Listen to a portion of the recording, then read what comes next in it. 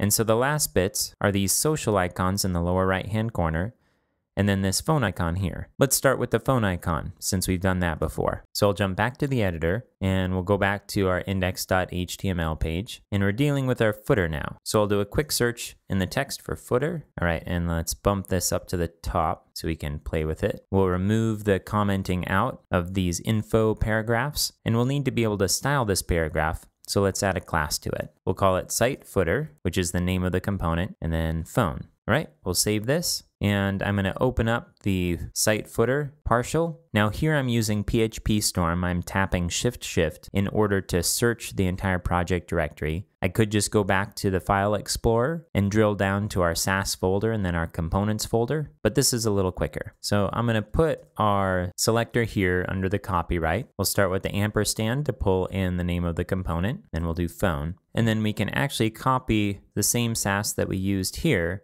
for our phone in the header. So I'm gonna go back to the site footer and paste this in. We'll save this, we'll jump back to the browser and refresh, and there we go. Now if we go back to the design, and I'm gonna zoom in a little bit, we see a little space between the icon and the text, and so let's add that in. Before we used margin right, and we'll just use 0.2 EMs to start out with. We'll save this and refresh, and that looks like a fair amount of spacing.